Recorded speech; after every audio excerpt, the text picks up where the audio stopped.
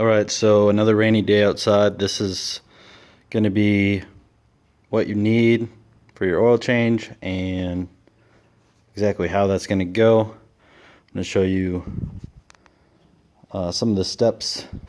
The main one at the end a lot of people get wrong or forget is how to reset your oil light.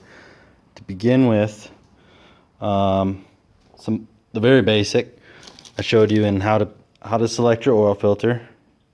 Go to Walmart, flip through the book, and you make sure you have your oil filter in your oil before you even start. Right here in my engine, I don't know if it'll focus for you or not. It'll give you the engine size. It'll give you the year it's made. I think you can see it. Fourth line, 2.2 liter. Everything in liters.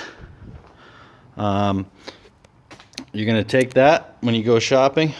You're going to buy your oil filter based on that information. And it's going to take 5W30.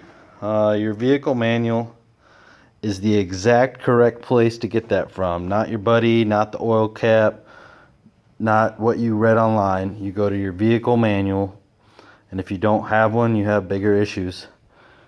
You go in there. Most vehicles, your deal is going to be had with the 5-quart big jug. Even a 4-cylinder like mine, it takes 4.8 quarts. In my case, it's 5 because I don't like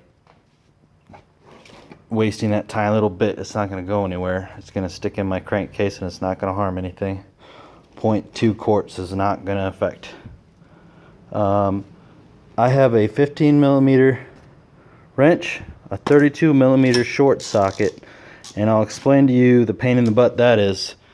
It is called a internal oil filter, and it is actually inside of the block of your engine. Instead of using a can style filter that might be underneath, a lot of them are placed on top, and on top being loosely used here, it's kind of on the side and in between some stuff and behind your header, which is usually hot with exhaust gases. But I've let mine sit a while after I went and got my supplies. You're gonna need a funnel. If you're not inclined to buy things or keep them, you can take any bottle and cut it in half. Make sure it's cleaned out of whatever was in there. They tell you not to do that. They can go screw themselves. It works. A rag, a wad of paper towels, some tissue paper, whatever you have, old t-shirt, dirty pair of underwear, whatever keeps the oil away. Yeah, I know it's gross, but hey, so's oil. This would be best for your can filter. They tell you, well, don't use pliers, don't use a screwdriver to wrench it off, any of that stuff. These work. They're proven.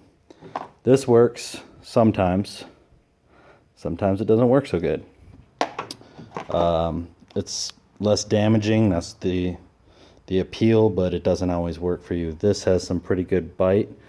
You might get this for $5-10. Both are had for $5 or $10, and if you're doing it more than once a year, you're going to need one. Chances are the guy that put that filter on before you wrench it on as tight as he could. Everything just needs to be snugged. Regardless of what anybody tells you, there is not a single drain plug out there that requires more than 30 foot-pounds. It is not a lug nut. Now, the other thing I did to prep for changing my oil is I went and took my handy dandy oil drain pan. Pan loosely used again because it's high tech in the way it pans. You have this plug on the top. You make sure it's loose or out entirely before you go and drain your oil. You have a little breather hole here, and then when it's time to dump it, you have this. This will hold 8 quarts. Most pans you can get for 6 to 10 quarts for around $10. Depending on where you live at and how much they would like to charge, you might end up paying $20 for something like that. If you're brave, you can use your jack and your tire iron wrench or whatever you have to lift the car. Hop it up on the curb with your front wheels if you're extra brave. and set the parking brake. Put it on ramps like I did and set your parking brake. Then what you're going to do, you're going to take your 15mm wrench and climb underneath with me. Right after I grab my light, sorry.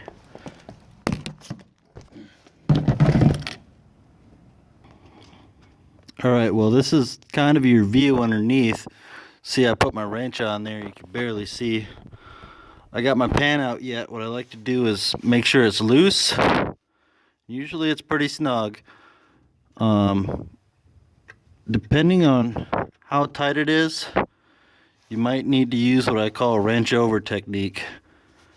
It's where you get your smaller wrench and you put this end through it, so you have one over the other.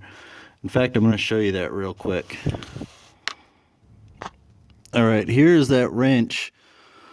What you do is you take a big wrench, the biggest one you can find. If you don't have a really big wrench, this will not work for you, obviously, but try to get one.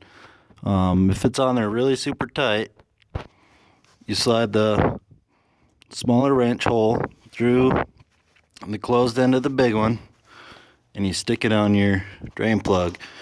Now you have a mechanical advantage.